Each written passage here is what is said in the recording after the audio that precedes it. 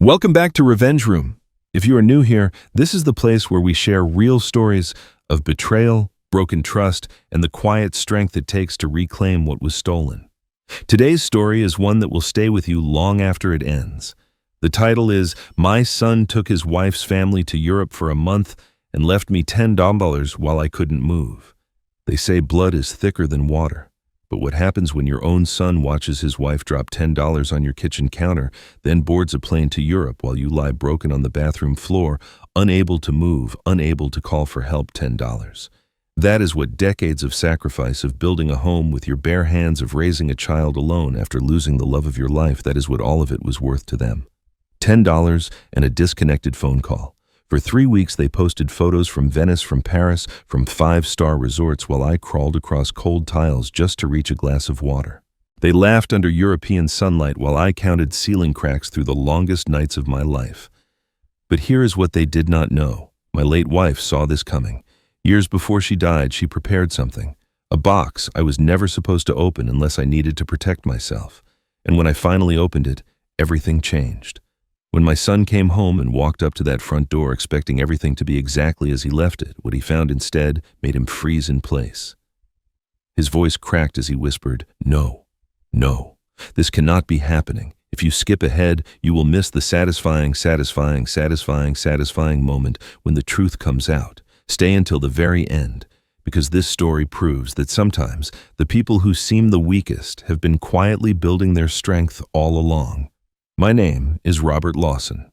I am 68 years old, a retired construction project manager who spent 4 decades building bridges, schools, and hospitals across the Midwest. I used to believe that a man who builds things that last would somehow be protected from watching his own life fall apart.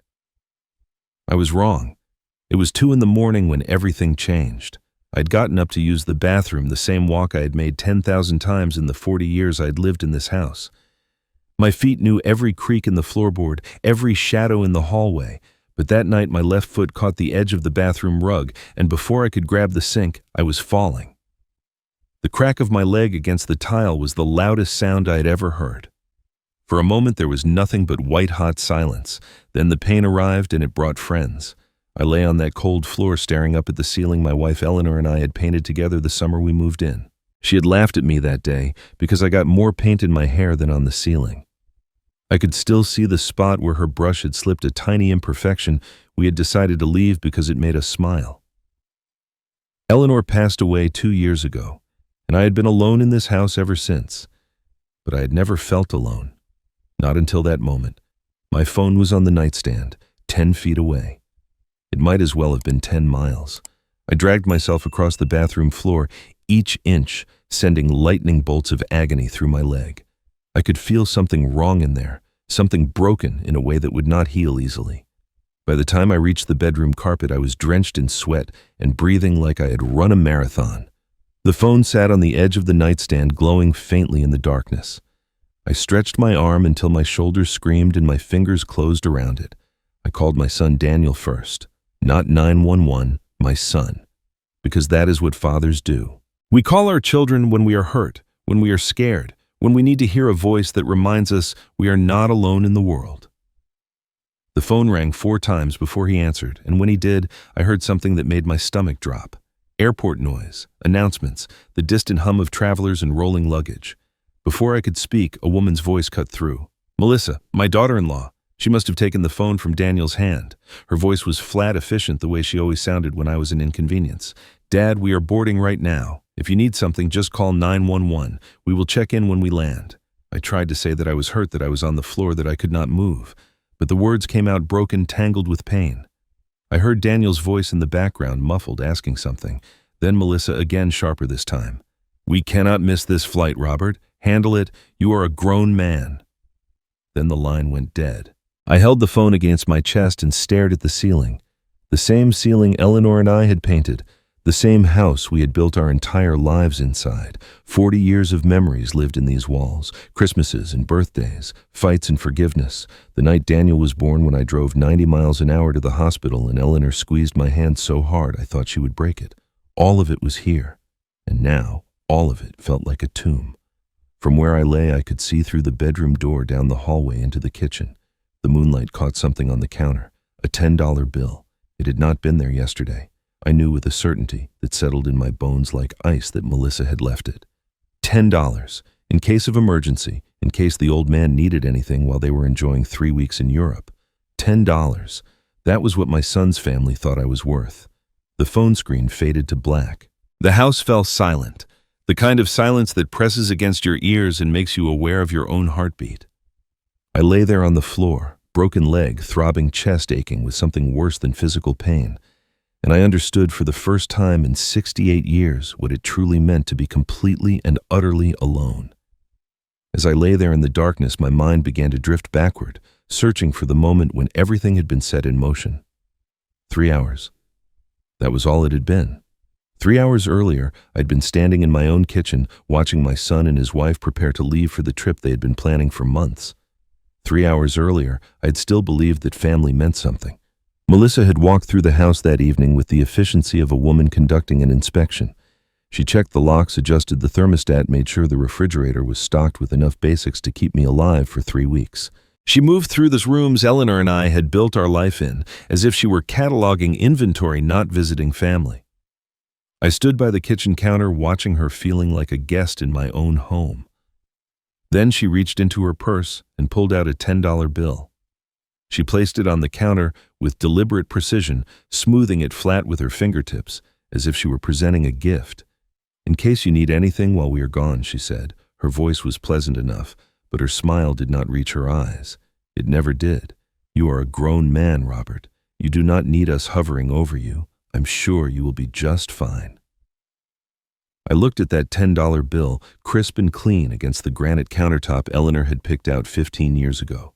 $10, the cost of a cheap lunch, the price of a magazine and a cup of coffee. That was what 3 weeks of my life was worth to my daughter-in-law. That was the sum total of her concern.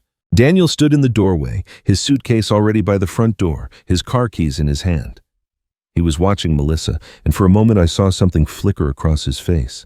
His hand tightened around his phone. His mouth opened slightly as if words were forming somewhere deep inside him, fighting to get out. I waited. I held my breath. I thought just for a second that my son was going to say something, that he was going to tell Melissa to put the money away, that he was going to ask if I would be all right, really, all right alone in this house for 3 weeks, that he was going to be the boy I raised, the boy who used to hold my hand when we walked through the hardware store, the boy who once told me I was the strongest man he knew. But Daniel did not speak. His mouth closed, his eyes dropped to the floor, and then he turned and walked out the front door, following Melissa to the car without a single word. I heard the engine start. I heard the tires roll down the driveway. I heard the silence they left behind, and it was louder than anything I had ever known. I did not touch the $10. I left it sitting there on the counter like the insult it was. Melissa knew exactly what she was doing when she placed it there. This was not carelessness. This was not an oversight. This was a message calculated and cold, delivered in the language of currency. You are worth exactly this much to us. No more. You are an old man living in a house we will someday inherit, and until that day comes, here is $10 to remind you of your place. I had seen the way Melissa looked at this house, the way her eyes measured the square footage, appraised the property value, calculated the worth of every room. She never saw the memories in these walls. She never saw the corner where Daniel took his first steps, or the window seat where Eleanor used to read on Sunday mornings, or the backyard where we had planted a tree for every year of our marriage. To Melissa, this house was not a home. It was an asset, and I was simply the obstacle standing between her and the deed. Now, lying on that cold bathroom floor with my legs screaming and the darkness pressing in, I thought about where they were at this very moment. The flight would have landed by now. They would be checking into their hotel, some 5-star resort with marble floors and room service and champagne waiting on ice. Melissa would be unpacking her designer luggage while Daniel stood by the window looking out at a city he had always dreamed of visiting. They would be laughing, relaxing, celebrating the start of their grand European adventure. And they would not be thinking about me at all. The $10 bill sat on the kitchen counter, untouched, unreachable. From where I lay, I could see it catching the moonlight, that small rectangle of paper that represented everything my son's family truly thought of me. If I could have crawled to it, I might have been able to use it somehow. Call a neighbor, bribe fate, do something other than lie here and wait for morning. But my leg would not move. My body had given up, and the $10 sat there mocking me with its perfect stillness. I thought about calling 911, but something stopped me. Pride, maybe, or stubbornness, or the simple fact that I was not ready to admit to strangers that my own son had abandoned me with $10 and a broken leg. I told myself I would wait until morning. Someone would notice, someone would check on me, someone would care. The irony was not lost on me. $10 and I could not even reach it. $10 and it would not have saved me anyway. $10, the final measure of my worth to the people who were supposed to love me most. I tasted something bitter in my mouth, and I was not sure if it was blood from where I had bitten my tongue during the fall, or if it was simply the taste of betrayal finally making itself known. The night stretched on forever. I had heard people say that before, usually as an exaggeration, a way of describing a bad day or a sleepless evening. But lying on that bathroom floor with a broken leg and no one coming to help, I learned what those words truly meant. Time did not pass. It crawled. It dragged itself across the hours like I had dragged myself across the floor, inch by agonizing inch, with no destination in sight. I tracked the darkness by the light through the window. Midnight came and went, marked only by the way the shadows shifted on the ceiling. 1 o'clock, 2 o'clock, 3. The pain in my leg had settled into a constant throb, a heartbeat of agony that pulsed with every breath I took. My throat burned with thirst. My stomach ached with hunger. I had not eaten since lunch the day before a sandwich I had made myself while Daniel and Melissa packed their suitcases upstairs. I had offered to make them something too, but Melissa had waved me off.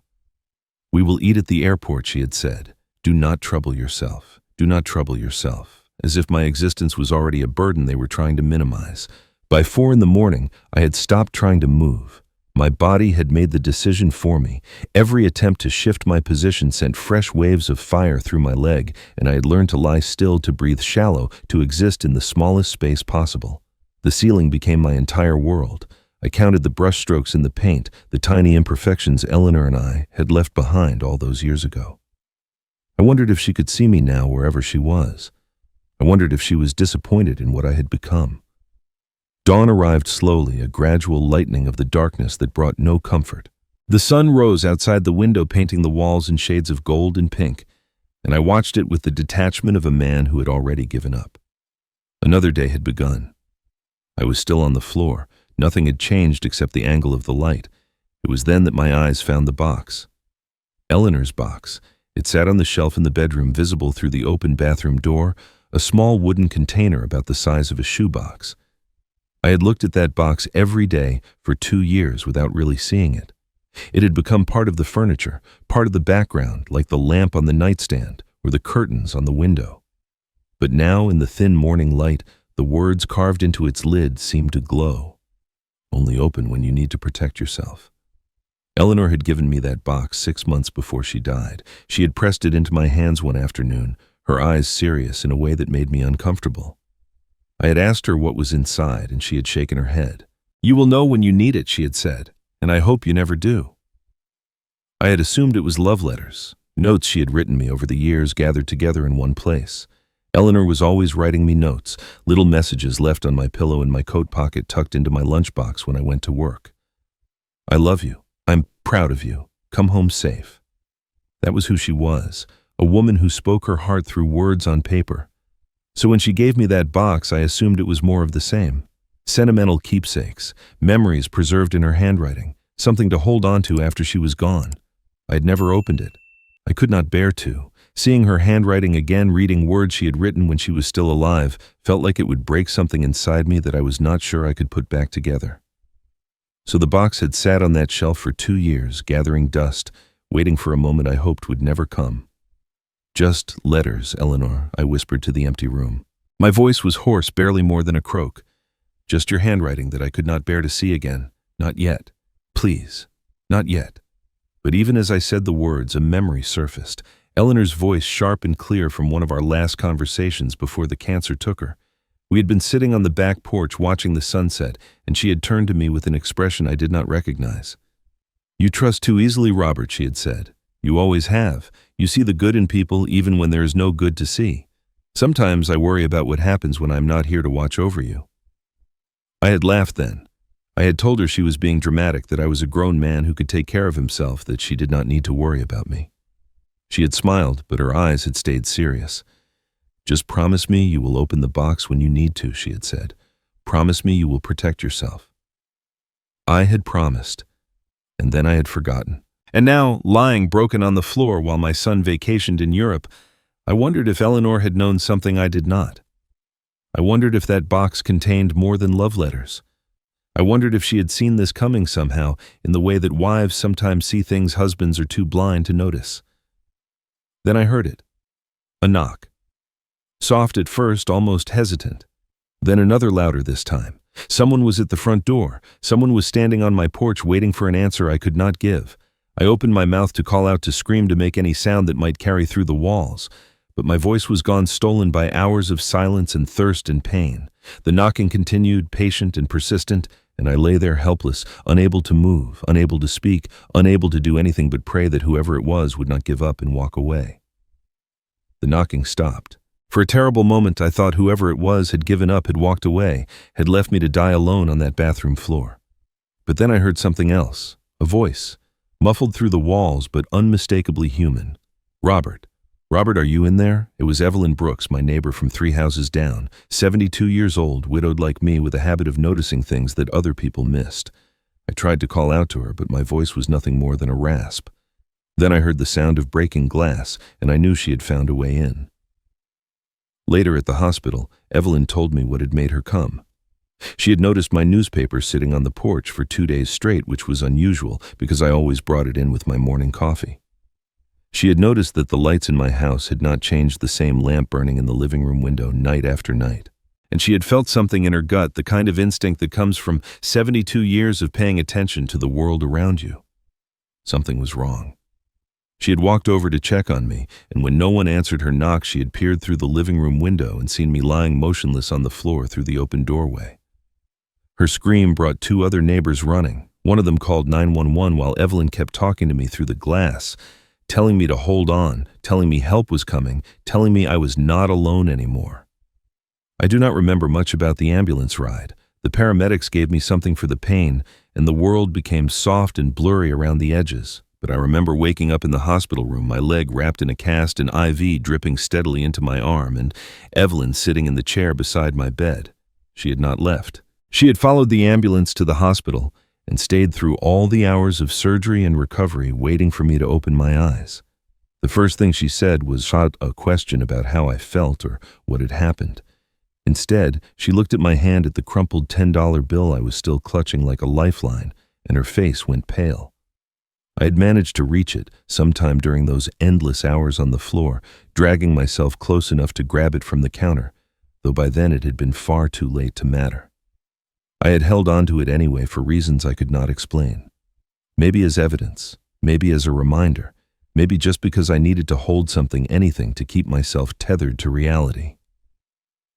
"They left you $10, Evelyn said slowly. Her voice was quiet, but there was an edge to it I had never heard before. $10. Like you were what Robert A. Tip. Something you leave for the housekeeper? I did not answer. I didn't have the words. She reached over and gently pried the bill from my fingers, smoothing it out on the bedside table, staring at it like it was a piece of evidence at a crime scene. I had met Evelyn a few times over the years, mostly at neighborhood gatherings or when Eleanor was still alive and insisted on being friendly with everyone on the block. She had always seemed kind, observant, the type of woman who remembered birthdays and brought casseroles when someone was sick. But in that moment, I saw something else in her eyes, recognition, understanding, the look of someone who had seen this kind of cruelty before. She reminds me of someone I knew once, Evelyn said, and I knew, without asking, that she meant Melissa.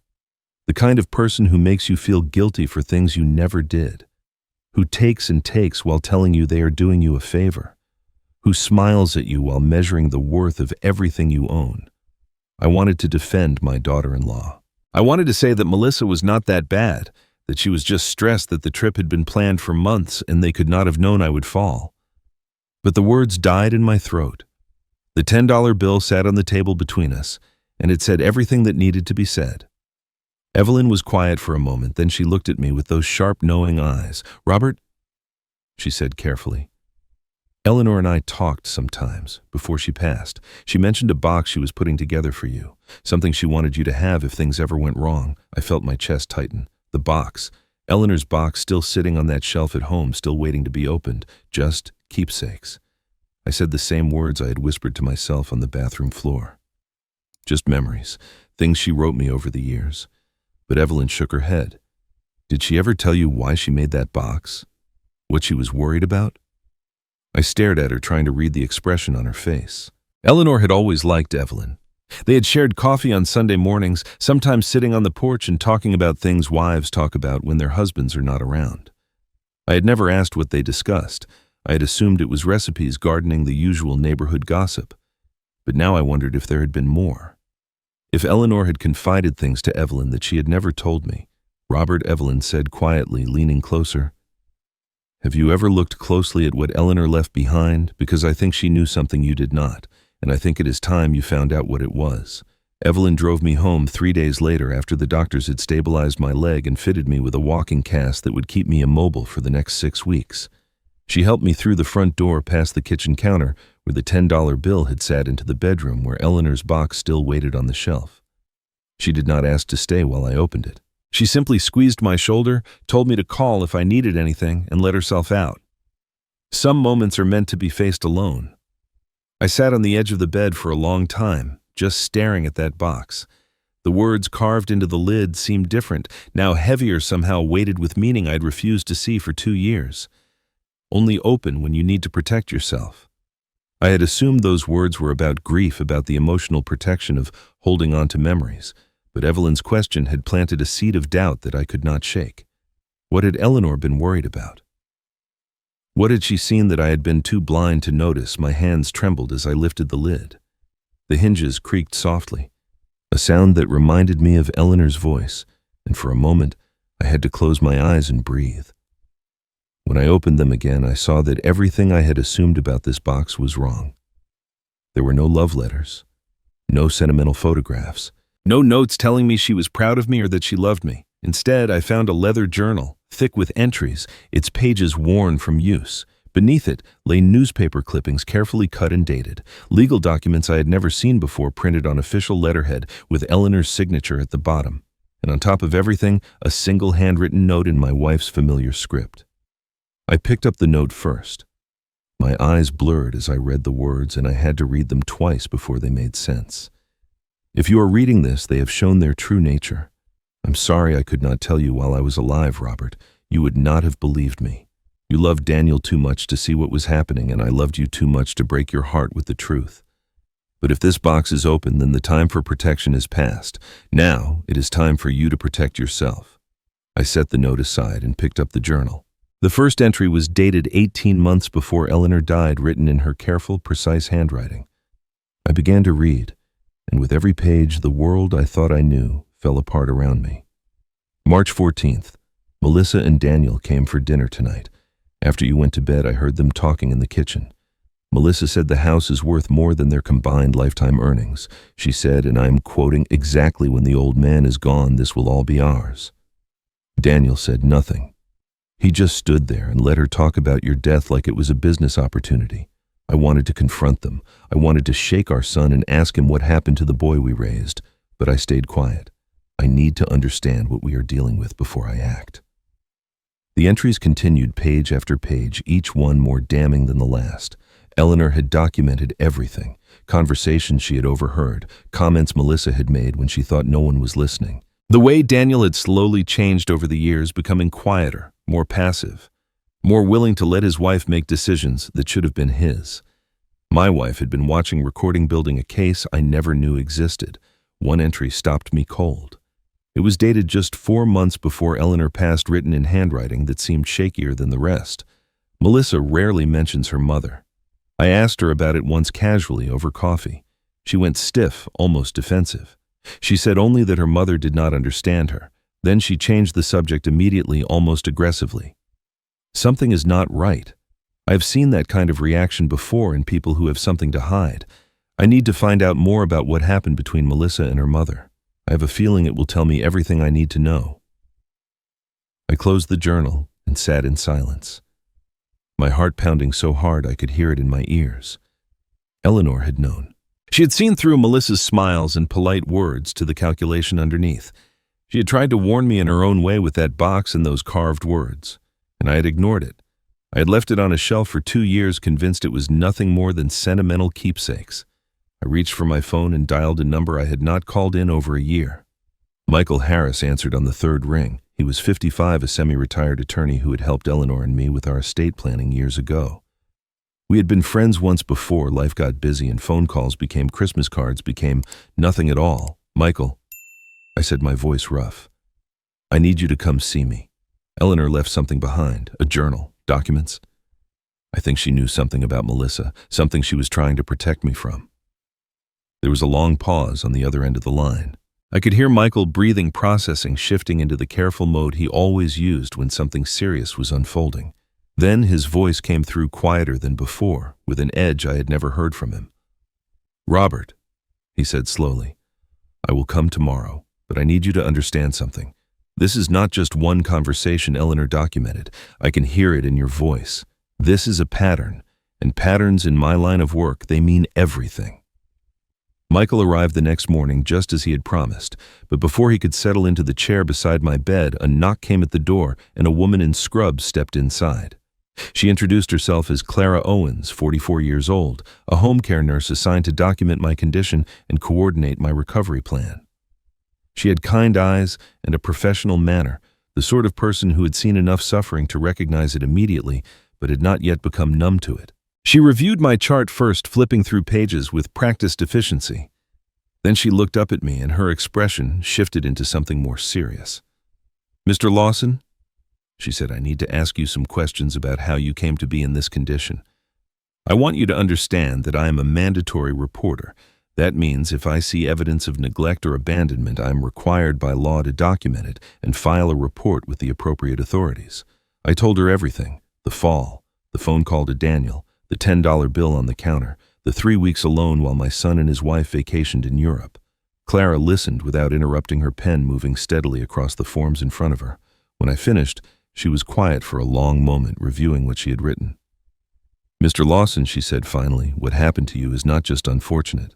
Based on what you have described and based on your condition upon admission, this may constitute criminal elder abandonment, severe dehydration, an untreated fracture that went more than 24 hours without medical attention, signs of neglect consistent with being left alone without adequate means of communication or assistance.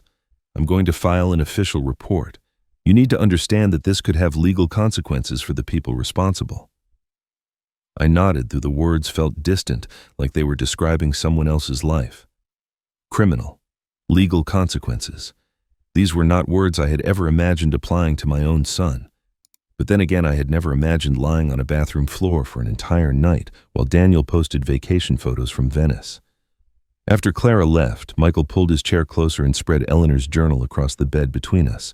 He had been reading it since he arrived, his expression growing darker with every page. Now he looked up at me and I saw something in his eyes I had not expected. Respect, not for me, but for Eleanor. "She was not just writing a diary, Robert," he said quietly. "She was building a case. Every entry is dated. Every conversation is documented with specifics, names, times, exact quotes. She even included context about where she was standing, who else was in the room, whether doors were open or closed. This is the kind of documentation I would expect from a trained investigator, not a retired school teacher. Your wife was smarter than any of us knew." I thought about Eleanor, about the way she had always paid attention to details I overlooked. She noticed when people's smiles did not match their words. She remembered conversations from years ago with perfect clarity. I had always admired that about her, though I had never considered that she might be using those skills to protect me from my own family. Michael's phone buzzed and he glanced at the screen. His jaw tightened. "Robert," he said, "have you looked at social media lately? Daniel and Melissa have been posting." I had not. I had avoided my phone since the hospital, unable to face the world outside these walls. But something in Michael's tone made me reach for it now. I opened the app and found Daniel's profile within seconds. The most recent post was a photo of him standing beside a Venetian canal, the water glittering behind him, his smile wide and carefree. Melissa had written the caption, "Finally the vacation we deserved. 3 weeks of making memories and leaving stress behind. #blessed, #living our best life, hundreds of likes, dozens of comments praising their beautiful life, their perfect relationship, their well-earned escape from the pressures of everyday existence. I stared at the screen until the words blurred together. Then I closed the app and set the phone face down on the bed. I could not look at it anymore. Michael watched me carefully. "I know this is hard," he said, "but I need you to stay focused. There is something in Eleanor's journal that caught my attention. She wrote about Melissa's mother, about how Melissa never talked about her, about how she seemed defensive whenever the subject came up. I did some preliminary research last night. Melissa's mother died 5 years ago, and there are some irregularities in the records that I want to investigate further." "What kind of irregularities?" I asked. Michael leaned forward, his voice dropping. "I am going to need about 2 weeks to dig deeper, but here is what I can tell you so far. Melissa's mother passed away under circumstances that raised questions at the time. There was a dispute over her estate, and there was a family member who believed something was wrong." He paused, watching my face. "Robert," he said slowly, "has Melissa ever mentioned her older sister? Because according to these records, there was a lawsuit filed after her mother's death. The sister accused Melissa of isolating their mother from the rest of the family during her final months, of manipulating her into changing her will, of taking advantage of a vulnerable elderly woman for financial gain. The case was eventually dismissed for lack of evidence, but the allegations are all there in the court filings. And Robert, they sound exactly like what Eleanor was documenting in this journal. This is not coincidence. This is a pattern." 2 weeks later, Michael called and asked me to meet him at his office. His voice on the phone was careful, measured the way it always got when he had news that would change everything. I asked Evelyn to drive me, and she waited in the car while I made my way inside on crutches, my legs still healing, but my mind sharper than it had been in years. Something had shifted in me since that night on the bathroom floor. The fog of grief and loneliness that had clouded my vision for 2 years was lifting, and what I saw underneath was not pretty. Michael's office was small and cluttered, filled with filing cabinets and law books that looked like they had been there since he started practicing 30 years ago. He gestured for me to sit, then placed a thick folder on the desk between us. His expression was grim, the kind of look a doctor gives you before delivering bad news. Except this was not bad news. This was confirmation of something I had only begun to suspect. "I found Patricia," Michael said, "Melissa's older sister. She lives in Ohio now, has not spoken to Melissa in 5 years. When I told her why I was calling, she started crying. She said she had been waiting for someone else to see the truth." He opened the folder and spread its contents across the desk. Court documents, witness statements, a timeline of events that made my blood run cold. 5 years ago, Melissa's mother, a 71-year-old widow named Dorothy, fell ill with early-stage dementia. Melissa volunteered to move in and help care for her. Patricia, who lived several hours away and had a demanding job, was grateful for the assistance. She thought her sister was being generous. Within 6 months, everything changed. Melissa changed the locks on Dorothy's house without telling anyone. She began screening all phone calls and visits, claiming their mother was too tired or too confused for company. Patricia tried to visit 3 times and was turned away each time. When she finally managed to get inside, she found her mother thin, confused, and completely dependent on Melissa for everything. Dorothy barely recognized her own daughter. Then came the will. Dorothy's original estate plan divided everything equally between her 2 children. But 2 months before she died, a new will appeared, drafted by an attorney. Melissa had found leaving the entire estate to Melissa alone. Patricia was written out completely. When Dorothy passed away, Melissa inherited the house, the savings, the investments, everything. Patricia filed a lawsuit. Michael continued. She alleged systematic isolation, undue influence over estate decisions, and emotional manipulation, resulting in complete disinheritance. She had witnesses who had seen Melissa turn visitors away. She had medical records showing her mother's rapid decline during those final months. She had everything except the one thing courts require, which is direct proof of coercion. He slid a document toward me. The lawsuit was dismissed for insufficient evidence. The judge ruled that Dorothy had been legally competent when she signed the new will and that there was no concrete proof Melissa had forced her to do anything. Patricia walked away with nothing. She has not spoken to her sister since. I stared at the papers, trying to reconcile the woman described in these documents with the daughter-in-law I had known for nearly a decade. But the more I thought about it, the more the pieces fit together. The way Melissa had slowly taken control of Daniel's decisions, the way she had positioned herself as the manager of our family gatherings, always deciding who sat where and who talked to whom. The way she had looked at this house at Eleanor's things at me with that appraising gaze that I had mistaken for practicality, but now recognized as something darker. She did it before I said quietly. And she was going to do it to me. Michael nodded. But Eleanor saw it coming. He pulled another document from the folder, this one newer, printed on crisp legal paper with Eleanor's signature at the bottom. 2 years before she died, your wife came to me and asked me to help her create a living trust. She said she was worried about what would happen to you after she was gone. She said there was someone in the family she did not trust, someone she believed was waiting for an opportunity. I looked at the document, struggling to understand the legal language. Michael translated for me.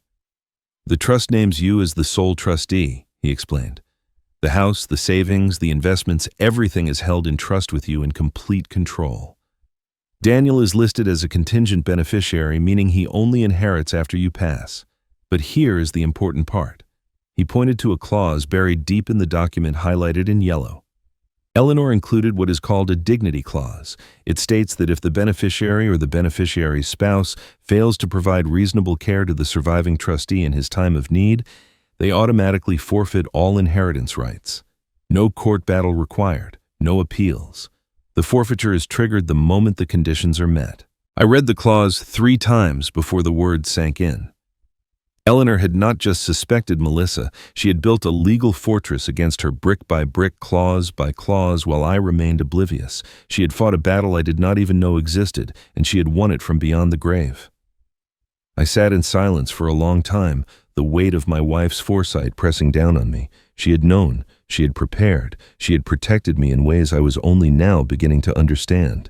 And she had done it all without telling me, because she knew I would not have believed her. I would have defended Daniel. I would have made excuses for Melissa. I would have chosen blindness over truth, because that was easier than accepting that my own son had married a predator. Michael let me sit with it. When I finally looked up, he met my eyes with the same steady gaze he had used in 100 courtrooms. They did not just fail a test, Robert, he said. They followed a playbook Melissa has used before. Your wife saw it coming. She built the walls that are going to protect you now. The question is, what do you want to do about it? I knew exactly what I wanted to do. Nothing. At least nothing that looked like action to anyone watching from the outside. Michael had asked me what my next move would be, and I had told him the truth. I was going to be silent. I was going to let them wonder. I was going to take back control the same way they had taken it from me, quietly, deliberately, without giving them the satisfaction of a confrontation they could twist into their own narrative. For the next 3 weeks, I did not answer a single call. I didn't respond to a single text. My phone sat on the nightstand, lighting up with notifications I refused to acknowledge. Evelyn checked on me daily, bringing meals and conversation, helping me navigate the house on my crutches. Clara came twice a week to monitor my recovery and update the official documentation. Michael worked behind the scenes, preparing the legal groundwork for what was to come. But to Daniel and Melissa enjoying their European adventure an ocean away, I'd simply vanished.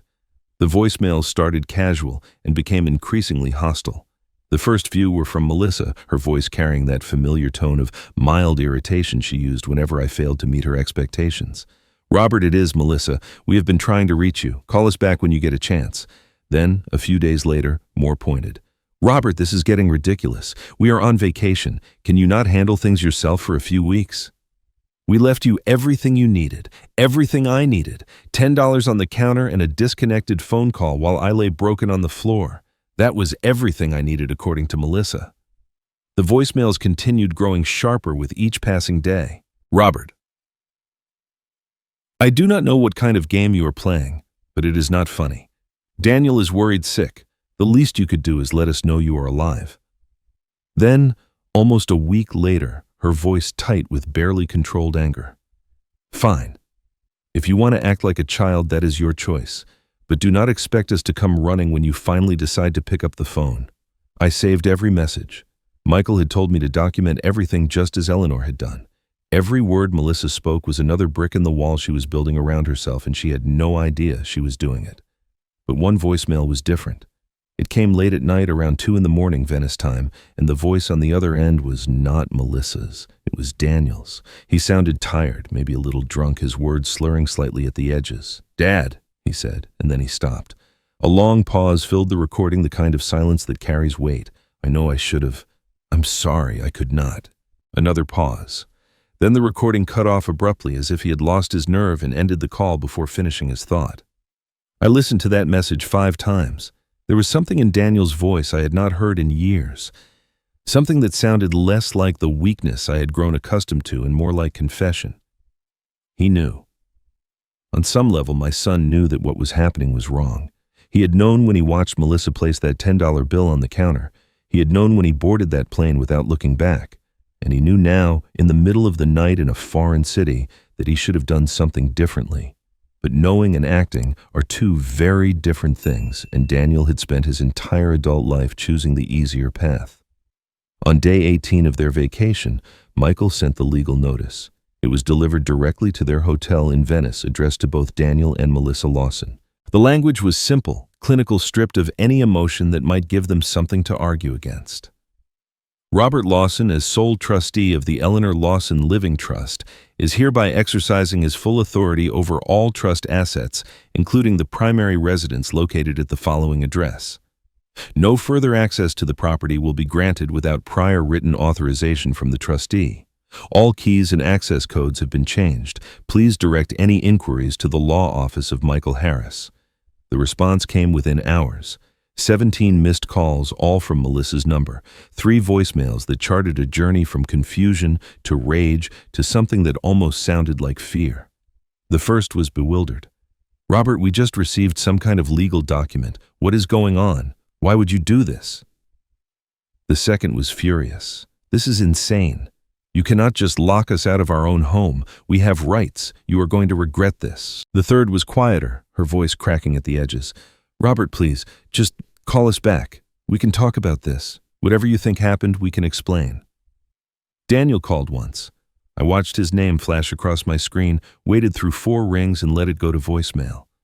When I played it back, there was nothing but silence. 10 seconds of empty air, then a click. He had called to say something but could not find the words, or maybe he had found them and decided they were not worth speaking. Either way, the silence told me everything I needed to know.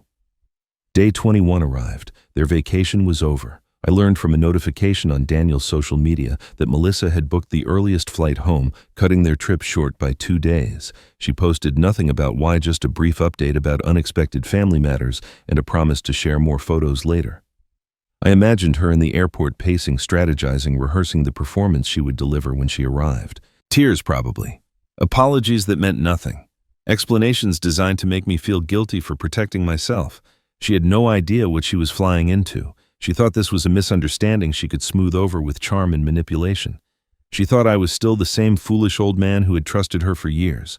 But that man had died on a bathroom floor 3 weeks ago. The man waiting for her now was someone Eleanor had always known I could become. Someone who had finally learned to fight back. The morning after Melissa booked her flight home, Michael came to the house with a folder full of documents and a look on his face that told me there was more to learn. I had thought I understood Eleanor's preparations, but I was wrong. What she had built was not just a wall of protection. It was a fortress constructed with the precision of someone who had spent years anticipating every possible attack. He spread the papers across the kitchen table, the same table where Melissa had placed that $10 bill 3 weeks earlier. "Robert," he said, "I need to walk you through exactly what Eleanor did, because I do not think you fully grasp the scope of it yet. When I first helped her create this trust, I thought she was being cautious. Now I realize she was being strategic in ways I did not fully appreciate at the time." He pointed to the first document, a property transfer dated 2 years before Eleanor passed away. "The house was moved into the living trust on this date," he explained. "That part you already know. But here is what you may not have understood. When Eleanor and I discussed this, she showed me the original mortgage documents. She paid off the entire balance 6 months before the transfer, using funds from an inheritance she received when her parents passed away." I remembered that inheritance. Eleanor's mother and father had died within a year of each other, leaving behind a modest estate that Eleanor had quietly managed without involving me in the details. I had assumed she put it into savings or invested it somewhere. I never asked, and she never volunteered the information. That was how we operated. I handled the construction projects and the repairs. She handled the finances and the planning. That inheritance was legally and solely hers. Michael continued, it was not marital property. It was not commingled with your joint accounts. She kept meticulous records proving the source of every dollar, which means the house you built with your own hands 40 years ago, was paid for entirely with Eleanor's separate property. In the eyes of the law, it belongs to the trust, and the trust belongs to you. I sat back in my chair trying to absorb what he was telling me. All those years I had assumed the house was ours, together a shared asset that would eventually pass to Daniel. But Eleanor had quietly, methodically ensured that was not the case. She had protected it and me without ever saying a word. Michael slid another document across the table. This is the current title, he said. Daniel's name does not appear anywhere. Not on the deed, not on the trust, not on any document related to this property. He is listed as a contingent beneficiary, which means he would only inherit after your death, and only if he meets the conditions Eleanor specified in the trust language. The dignity clause is not a suggestion, Robert. It is a legal trigger. The moment Daniel and Melissa failed to provide reasonable care during your time of need, they forfeited their rights. Automatically. No court hearing required. No appeals. It is done. I looked around the kitchen at the cabinets. I had installed the floor. I had laid the window Eleanor and I had argued about for 3 months before agreeing on the design. I had built this house with my hands, but Eleanor had protected it with her mind. She had seen the threat I refused to acknowledge, and she had neutralized it years before it ever materialized. That afternoon, the locksmith arrived. I watched through the window as he worked on the front door, removing the old locks and installing new ones. Heavy-duty deadbolts, reinforced strike plates. The kind of hardware I had installed on commercial buildings during my career, the kind that could not be easily defeated. When he finished with the doors, he moved to the windows, checking each one, adding secondary locks where needed. Then came the security company, installing cameras at every entrance, programming new codes that only I would know. I stood in the doorway as the last technician packed up his equipment. The house that Daniel and Melissa had treated as their future inheritance, the property they had already mentally divided and spent, now had walls they could not breach. Every lock had been changed. Every code had been reset. Every camera was watching, recording, preserving evidence of whatever came next. Evelyn arrived as the sun was setting, carrying a pot of soup she had made that morning. She found me standing in the living room, looking out the window at the street where my son's rental car would soon appear. I was not using my crutches. My legs still ached, but I had forced myself to stand on my own, to feel the solid floor beneath both feet, to remember what it meant to hold my ground. She set the soup on the counter and came to stand beside me. For a long moment, neither of us spoke. Then she said quietly, "Eleanor would be proud of you, Robert. You know that, right?" I nodded my hand, closing around the new key in my pocket. The metal was cold and sharp against my palm. "She planned this," I said. "Every step, every document, every clause. She knew what Melissa was, and she built something that would outlast them both." "I am not creating anything new, Evelyn. I am just finishing what she started." Evelyn squeezed my arm gently, then went to heat the soup. I stayed at the window, watching the empty street, thinking about the woman I had loved for 40 years, and the battle she had fought without me. Eleanor had always been the smarter one, the more observant one, the one who saw the cracks in foundations I thought were solid. I had spent 2 years grieving her absence, but in that moment I felt her presence more strongly than ever. She was here in these walls, in these documents, in the lock that now kept predators out. The house remembered who built it. It remembered who paid for it, and now it remembered who had abandoned the man inside it when he needed them most. When Daniel and Melissa arrived, they would find not an empty shell waiting to be claimed, but a fortress that had already chosen its side. I learned later what happened on their flight home. Daniel told me weeks afterward, when the dust had settled and the truth had finally broken through the walls he had built around himself. But in that moment, standing in my living room watching the security camera feed, I could only imagine the scene unfolding 30,000 feet above the Atlantic. The flight from Venice landed at 6 in the morning. Melissa had not slept. She had spent the entire journey rehearsing, planning, preparing the performance that had worked so many times before. Daniel told me she had practiced in the airplane bathroom, studying her reflection. adjusting her expression until it conveyed exactly the right mixture of concern and remorse. Tears first, she had decided. Tears always worked on old men. Then apologies vague enough to avoid admitting fault, but specific enough to sound sincere. Then explanations about stress and miscommunication, and how they never could have imagined things would go so wrong. Finally, the offer to help more going forward, to be more present, to make up for the misunderstanding. Old men were soft. Old men forgave. Old men wanted peace more than justice. She had done this before, and it had always worked. But something was different this time. Daniel had spent the flight with his hand pressed against his chest, holding something inside his jacket pocket. Melissa had noticed and asked what it was. Just work notes, he had told her. Nothing important. But his hand never left that pocket for the entire 11-hour flight. He stared out the window at the clouds below, and he didn't speak. And Melissa was too focused on her own strategy to wonder what was happening inside her husband's mind. In the taxi from the airport, Melissa outlined the plan one final time. "We go in humble," she said. "We apologize. We tell him we had no idea his condition was so serious. We say the doctors told us it was just a minor fall, that we thought he would be fine. Then we offer to help more going forward. We promise to check in every day. We suggest maybe hiring a caregiver so he is never alone again. He will cave. They always do." Daniel stared out the window at the passing streets, the familiar landmarks of home sliding by in the early morning light. He said nothing. His hand remained in his pocket, pressed against whatever he was hiding there.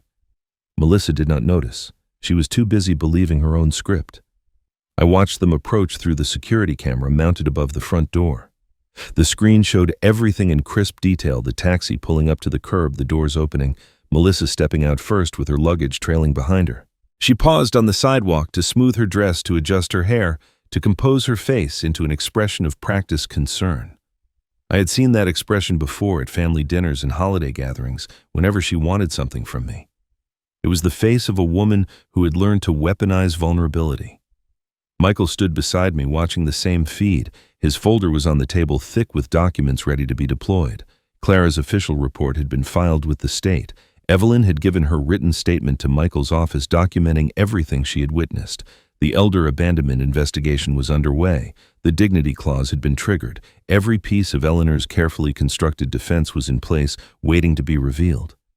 My leg was healing. I could stand without crutches now, though I still felt the ache deep in the bone when I moved too quickly. But I did not feel weak. For the first time in years, I felt something I had almost forgotten existed. Clarity. Purpose, the knowledge that I was not a victim waiting to be saved, but a man who had finally learned to save himself. On the screen, Melissa walked up the front path with absolute confidence. Her steps were measured, deliberate, the walk of someone who believed she was in control. She did not glance at the new security camera. She did not notice the reinforced lock on the door. She did not see any of the changes that had transformed this house from a future inheritance into a fortress. Daniel followed behind her. Slower, his hand still pressed against his jacket. Even through the grainy camera footage, I could see the tension in his shoulders, the way his eyes darted toward the windows as if looking for something he could not name. He knew. On some level, my son knew that what was about to happen would not follow his wife's script. But he said nothing, did nothing, just as he had said and done nothing for years. Melissa reached the front door. She didn't knock. Why would she? This was her house, or so she believed. This was the property she had been measuring and appraising since the day she married my son. She reached into her purse, pulled out her key, and inserted it into the lock with the casual confidence of someone who had done it 100 times before. The key did not turn. She tried again, twisting harder, assuming the lock was stuck. Then she pulled the key out and stared at it, confusion flickering across her carefully composed face. She tried a third time, then a fourth, her movements becoming more frantic with each failed attempt. I watched her through the camera as understanding began to dawn. The key did not work because the lock had been changed. The code on the electronic deadbolt had been reset. The house she had treated as her future property had closed its doors against her. And the old man she had dismissed with $10 and a disconnected phone call was standing on the other side, watching her realize that everything she thought she knew was wrong. I watched through the window as Melissa's world began to collapse. She tried the key again, jamming it into the lock with increasing force, as if the problem was simply a matter of pressure. When that failed, she pulled it out and examined it, turning it over in her fingers, checking to make sure she had grabbed the right one from her keychain. She had. It was the same key she had used for years, the same key that had opened this door 100 times before. But the lock it belonged to no longer existed. She moved to the electronic deadbolt, the backup system we had installed 3 years ago. Her fingers punched in the code with practice speed. The display flashed red. Invalid. She tried again, slower this time, making sure each number was correct. Invalid. A third attempt, her hands visibly shaking now. Invalid. The screen mocked her with its simple rejection, 4 red letters that meant everything she had assumed about this house was wrong. Daniel stood frozen on the walkway behind her, his suitcase forgotten at his feet. I could see his face through the security camera, and what I saw there was not confusion. It was recognition. He understood what was happening faster than his wife did, not because he was smarter, but because he had seen something she had not. Through the front window, partially obscured by the curtain, he could see me standing in the living room. Our eyes met through the glass, and in that moment my son saw an expression on my face he had never witnessed before. Calm, stillness, the absolute absence of the pleading, forgiving father he had always taken for granted. He knew then that the rules had changed. He just did not know how much. Melissa's confusion curdled into panic, and panic transformed into rage. She began pounding on the door with both fists, the sound echoing through the quiet morning street. "Robert," she screamed. "Robert, open this door right now. What is wrong with you? This is insane. You cannot do this. Open the door." Her voice cracked on the last word, desperation bleeding through the anger. She was not used to being denied. She was not used to locked doors and invalid codes and situations she could not manipulate her way out of. The neighbors began to emerge. Mrs. Patterson from across the street stepped onto her porch, coffee cup in hand, watching the scene unfold with undisguised curiosity. The Hendersons next door opened their front door and stood in the frame, whispering to each other. I saw Mr. Callahan at the end of the block reach for his phone, and I knew what was coming next. The police arrived within minutes. 2 officers stepped out of their cruiser, their expressions professionally neutral as they approached the house. Melissa immediately pivoted, her rage transforming into victimhood with practiced ease. "Officers, thank God you are here," she said, her voice trembling just enough to sound sympathetic. "My father-in-law has locked us out of our own home. He is elderly and I think he may be confused. We just want to make sure he is safe." The officers exchanged a glance. One of them, a younger man with a careful demeanor, approached the front door while his partner stayed with Melissa and Daniel. Before he could knock, Michael stepped outside. He had been waiting in the hallway, folder in hand, anticipating exactly this moment. I watched through the window as Michael presented the documentation, the property deed showing the house held in trust, the trust documents naming me as sole trustee, the legal notice that had been sent to their hotel in Venice. He spoke calmly, professionally, laying out the facts without emotion. The officer reviewed each document carefully, asking questions, taking notes. When he finished, he walked back to his partner and spoke quietly for a moment. Then he turned to Melissa. "Ma'am," he said, "according to these documents, Robert Lawson is the sole legal owner of this property. You and your husband are not listed on any deed or title. This appears to be a civil matter, not a criminal one. You have no legal right to enter this home without the owner's permission." Melissa's face went white. "That is impossible," she stammered. "We live here. This is our house. My husband grew up in this house. His father cannot just lock us out." The officer shook his head. "Ma'am, I understand this is upsetting, but the documentation is clear. If you have a dispute about ownership, you will need to resolve it through the courts. For now, I'm going to have to ask you to step off the property." I did not wait to see her reaction. I walked to the front door, turned the new deadbolt, and opened it. The morning light flooded in, and I stood in the frame upright, steady, looking at my son and his wife as if they were strangers who had wandered onto my lawn by mistake. I did not speak. I did not need to. My presence said everything. Daniel's face crumbled.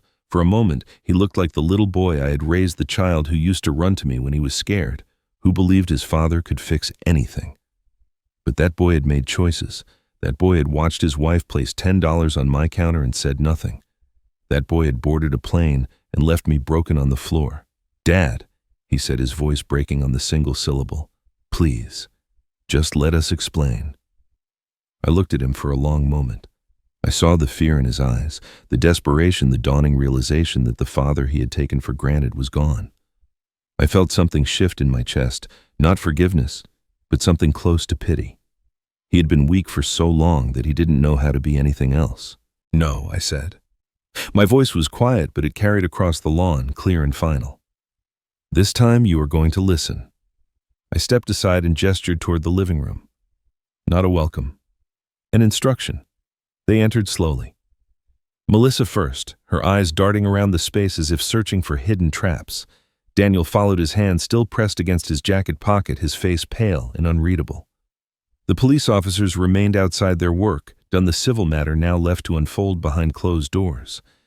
I closed the front door behind us, and the sound of the latch clicking into place seemed to echo through the silent house. The living room had been rearranged. The couch where Eleanor and I used to sit together now faced two chairs I'd pulled from the dining room. Michael stood by the window, his posture relaxed but his eyes sharp, watching everything. On the coffee table between us sat the folder thick with documents, its presence dominating the room more than any words could. I gestured for Melissa and Daniel to sit. They did, sinking into the chairs like defendants taking their places in a courtroom, which in a sense they were. I didn't speak. I sat across from them and waited, the silence stretched heavy and uncomfortable, pressing against the walls. Melissa shifted in her seat. Daniel stared at the floor. I had learned something important during those weeks of recovery. Silence was a weapon. It forced people to fill the emptiness, to reveal themselves, to say things they had not planned to say. All I had to do was wait. Melissa broke first. Her voice came out rushed, rehearsed, the script she had practiced on the plane, finally finding its stage. "Robert, this is all a misunderstanding," she said. "We had no idea you were hurt. You should have called us sooner. If we had known how serious it was, we would have come back immediately. You know that. We love you. We would never have left if we thought something was really wrong." The words tumbled out in a cascade of carefully constructed deflection, each sentence designed to shift responsibility away from her and onto me. I raised my hand. Just that. A simple gesture, palm out, fingers spread. Melissa stopped mid-sentence, her mouth still open around words that would never be spoken. She stared at my hand as if it were a physical barrier, and in a way it was. The old Robert would have let her finish. The old Robert would have accepted her explanations, would have nodded along, would have allowed himself to be convinced that everything was a misunderstanding. But the old Robert had died on that bathroom floor, and the man who sat here now had no patience for performances. I reached for the folder and removed Eleanor's journal. The leather cover was soft from years of handling, the pages worn at the edges. I opened it to a marked passage and began to read aloud. My voice was steady, calm, completely devoid of the emotion that churned beneath the surface. "March 14th, I said. Melissa told Daniel the house is worth more than their combined lifetime earnings. She said, and I quote, 'When the old man is gone, this will all be ours.'" Daniel said nothing. Melissa's face drained of color. Her mouth opened, closed, opened again. "Where did you get that?" she whispered. I turned to another page. June 8th, Melissa complained about how long Robert is taking to decline. She said she expected him to need a nursing home by now. She asked Daniel if there was any way to speed up the process. "Robert, this is insane," Melissa said, her voice rising. "You cannot possibly believe that Eleanor, that she would have this is all taken out of context. I never meant it the way it sounds." I continued reading. September 22nd. Melissa mentioned that her mother did not understand her either.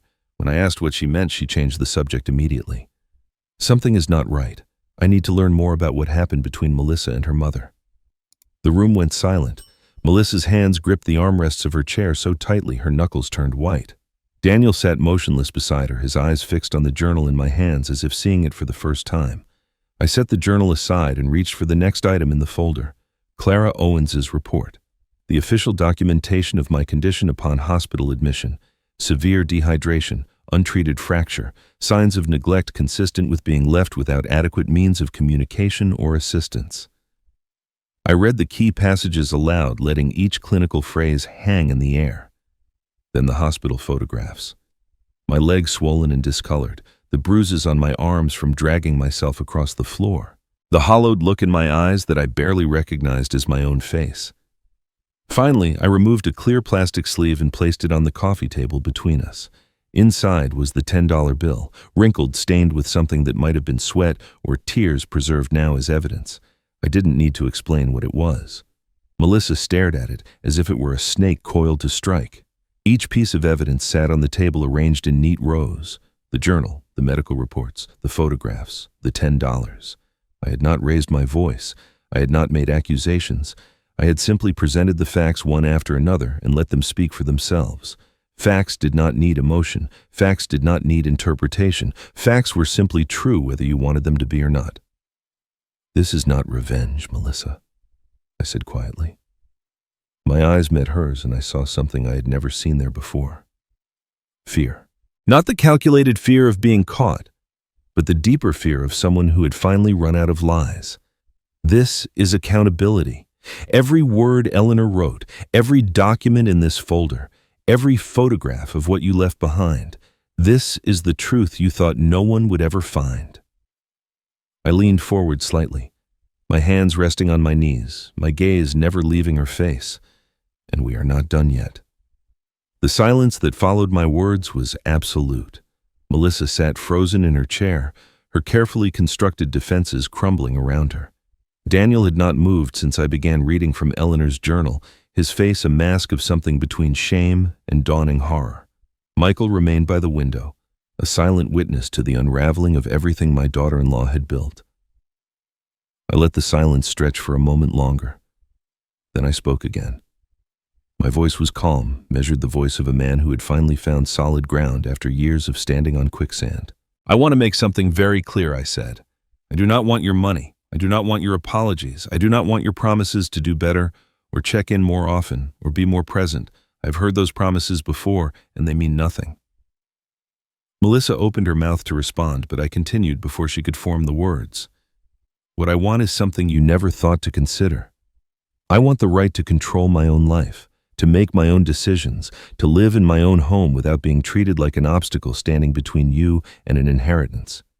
You tried to take that from me. You treated me like I was already gone, like my existence was just a formality to be endured until you could collect what you thought you deserved.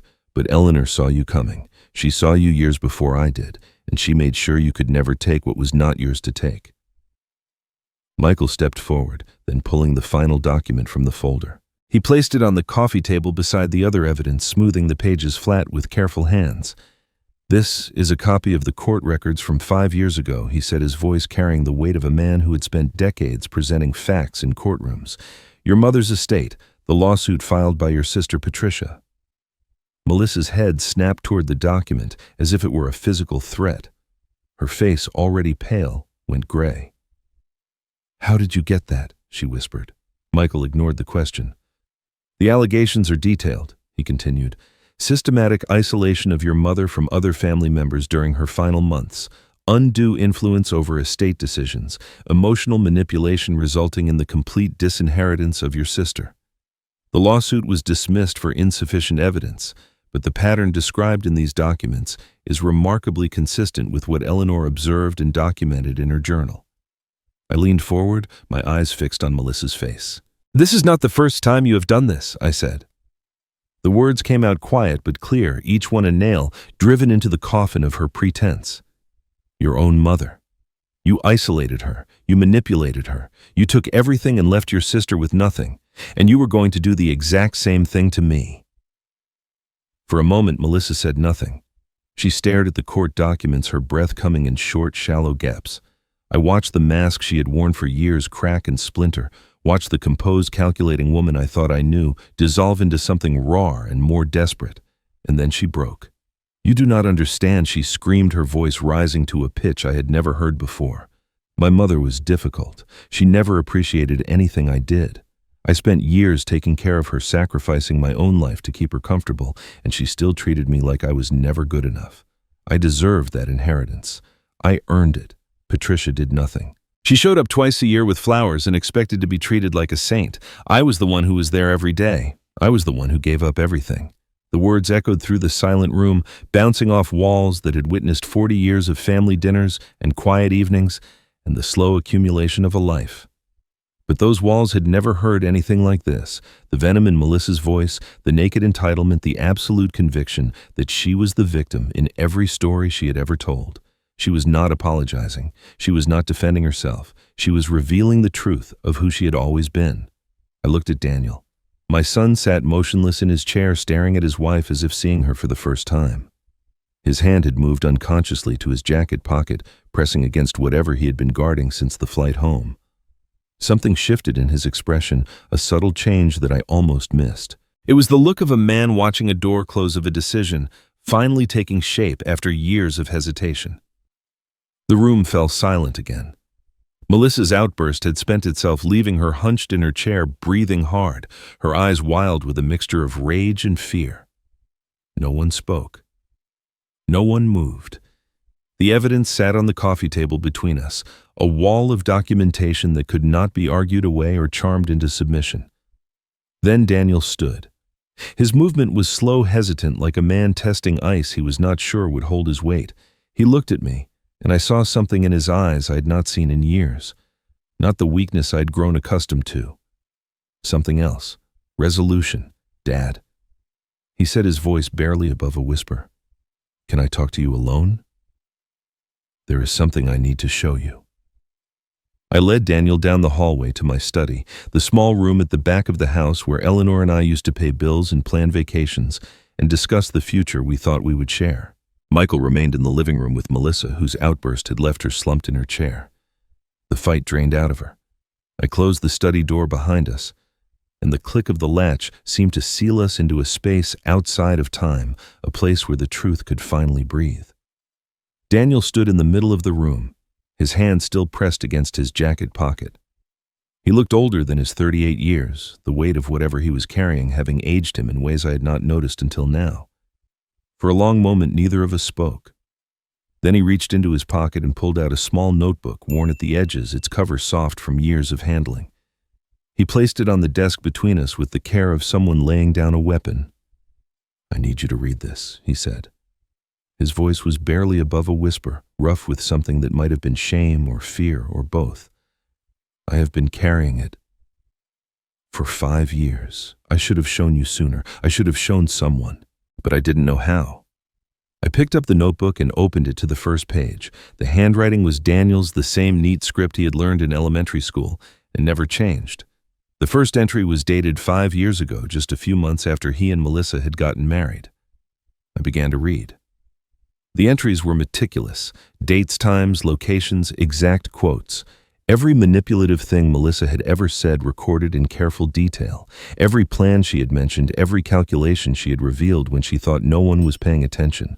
The first entries were short, uncertain, as if Daniel had not yet understood what he was documenting. But as the pages turned, they grew longer, more detailed, more damning. November 15th. Melissa said we should visit Dad more often so he does not get suspicious. She said we need to stay in his good graces until the house is ours. February 3rd. Melissa asked how much longer I think Dad will last. She said her mother held on for years longer than expected, and she does not want to make the same mistake of waiting too long to position ourselves. August 19th. Melissa suggested we encourage Dad to sign a power of attorney. She said it would make things easier when the time comes. I told her I was not comfortable with that. She did not bring it up again, but I saw her researching it on her laptop later that night. Page after page, year after year, a chronicle of manipulation documented by someone who had witnessed everything but lacked the courage to stop it. I read until my eyes burned, until the words blurred together, until the magnitude of what my son had been carrying finally settled into my chest like a stone. I knew everything, Dad. Daniel's voice cracked on the words, and when I looked up, I saw tears streaming down his face. I knew what she was doing, what she wanted, what she was planning. I wrote it all down because I could not say it out loud. Every time I tried to confront her, she would twist everything around until I felt like I was the crazy one. She made me believe that standing up to her would destroy our marriage, our life, everything we had built together. So I stayed silent. I wrote instead of spoke. I documented instead of acted. I was too weak to protect you, too scared to lose her. But I never forgot. Not one word. I set the notebook down on the desk and stared at my son. The man standing before me was not the co-conspirator I had imagined during those dark nights in the hospital. He was not the willing accomplice who had chosen his wife over his father without a second thought. He was something more complicated, more tragic, a prisoner who had learned to survive by keeping records instead of fighting back, a witness who had been too afraid to testify. But understanding did not mean forgiveness. Not yet, maybe not ever. This does not fix anything I said. My voice came out harder than I intended, but I didn't soften it. You chose her over me, over your mother's memory, over what was right. You watched her plan and scheme and calculate, and you wrote it all down in a notebook instead of picking up the phone and warning me. You could have stopped this years ago. You could have protected Eleanor from the stress of building that trust, from the fear that drove her to document everything herself. You could have been my son instead of her accomplice. Daniel nodded, his shoulders shaking with silent sobs. I know, he said. I know. There is nothing I can say that makes it better, no excuse that erases what I let happen, but this is all I have. 5 years of proof that I knew it was wrong. 5 years of evidence that I never believed her lies, even when I was too weak to fight them. Maybe it is worthless. Maybe it changes nothing. But I wanted you to know that some part of me never stopped being your son, even when I could not act like it. I looked at the notebook on the desk, at the years of silent witness contained within its pages. Eleanor's journal and Daniel's notebook, 2 people documenting the same predator from different angles, both too afraid to speak the truth aloud. The parallel was almost unbearable. What happens now? Dad, Daniel asked. His voice was small, uncertain, the voice of a child asking a parent for guidance. What do I do? I looked at my son, really looked at him for the first time in years. I saw the boy who had held my hand in hardware stores, the teenager who had helped me build the deck in the backyard, the young man who had stood beside me at Eleanor's funeral, weeping silently while Melissa checked her phone. He was still in there, buried under years of fear and manipulation and choices he could not take back. Now, you make a choice, I said. Your own choice. Not hers, not mine, yours. You decide what kind of man you want to be, and then you live with it. 3 months passed. Spring arrived with its usual persistence, pushing green shoots through the soil Eleanor had tended for 40 years, coaxing blooms from bushes I had assumed were dead. I walked through her garden without assistance. Now my leg healed in ways the doctors said were remarkable for a man my age. But I knew the truth. The bone had mended the same way bones always mend. What had changed was everything else. I'd learned how to stand properly. I'd learned what it meant to carry my own weight. Eleanor's roses bloomed in defiant colors, that spring reds and pinks, and a particular shade of yellow she had always called sunrise gold. I tended them the way she had taught me, pruning the dead branches, feeding the roots, talking to them in the early morning when no one else was awake. I told them about their mother, about the woman who had planted them and loved them, and planned for a future she would not live to see. I told them she had saved me. I told them I was trying to be worthy of it. Daniel filed for divorce in April. He called to tell me the morning after he signed the papers, his voice steady in a way I had not heard in years. It was his decision, made alone, announced without drama or expectation. Melissa fought it viciously, of course. She contested everything, demanded half of assets. She had no legal claim to threatened lawsuits and public accusations, and the kind of scorched earth warfare that came naturally to her. But Daniel had the notebook, 5 years of documentation, 5 years of her own words recorded in meticulous detail. And this time my son was not staying silent. He had found an attorney of his own, a woman Michael recommended, who specialized in cases involving manipulation and financial abuse. The divorce would be ugly, but it would be final, and when it was over, Daniel would be free. Evelyn continued to visit. She brought soup on Tuesdays and casseroles on Fridays, and somewhere along the way, our shared meals became a ritual neither of us questioned. We didn't talk about romance. Neither of us wanted that. We had both loved deeply and lost completely, and what remained was not a hunger for new passion, but a quiet appreciation for companionship. We talked about our spouses, about the years we had shared with them, about the strange experience of building a life with someone and then learning to live without them. We talked about dignity, about what it meant to keep your self-respect when the world seemed determined to strip it away. One evening, as the sun set behind the trees, Eleanor had insisted we plant along the property line. I told Evelyn something I had been thinking for weeks. Eleanor would have liked you, I said. She valued people who paid attention, people who noticed when something was wrong and did something about it. Evelyn smiled, the kind of smile that carried decades of wisdom and loss and hard-won peace.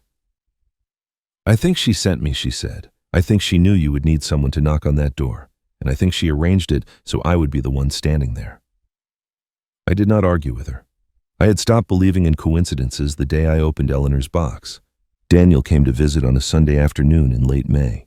We sat on the back porch together, the same porch where I had once lain broken and alone, watching the sunlight filter through leaves that had not yet existed during my darkest hours. For a long time, neither of us spoke. We had said everything that needed to be said in the months since that confrontation in the living room. What remained was not words, but presence, the simple act of being in the same space without anger or accusation. "I wasted years being afraid," Daniel said finally. His voice was quiet, reflective, the voice of a man taking inventory of his own failures. "I was afraid of losing her, afraid of being alone, afraid of what would happen if I stood up and said what I knew was true. I let that fear turn me into someone I did not recognize." "I know," I replied. I watched the shadows lengthen across the yard, the garden Eleanor had planted glowing in the evening light. "So did I. I was afraid of being alone after your mother died, afraid that if I pushed too hard I would lose you too. I let that fear blind me to what was happening right in front of my face." "Look where it got us." Daniel nodded slowly. We sat in silence for a while longer. Two men who had spent years failing each other, finally learning how to share the same space. The past could not be undone. The choices we had made would always be part of our story, but the future was still unwritten, and for the first time in longer than I could remember, that felt like something other than a threat. "Family is not about blood," I said, watching the sun sink toward the horizon. "It is about who shows up when you fall, and who helps you stand again." 1 year later, I stood in front of the house Eleanor and I had built together. The morning sun caught the windows we had chosen at that little shop in town, the ones she had insisted on even though they cost more than I wanted to spend. The roses she had planted along the front walk were blooming in colors so vivid they seemed impossible, reds and pinks, and that particular shade of yellow she had called sunrise gold. The new locks gleamed on the door, solid and secure, a reminder of everything that had changed since that night on the bathroom floor. I didn't look at this place as a site of betrayal anymore. The memories of what Daniel and Melissa had done still lived in these walls, but they no longer defined them. This house was something else now, a monument, a testament to a woman who had loved me enough to fight a battle I did not even know was being waged. Eleanor had seen the threat years before I did, and she had built the defenses that would protect me long after she was gone. Every document in that box, every clause in that trust, every word in that journal had been an act of love. I had spent 2 years thinking she left me nothing but memories. I'd been wrong. She left me armor. Daniel's car pulled into the driveway just after 10. He stepped out alone as he always did now, carrying a bouquet of white lilies he had picked up from the florist on Main Street. Eleanor's favorites.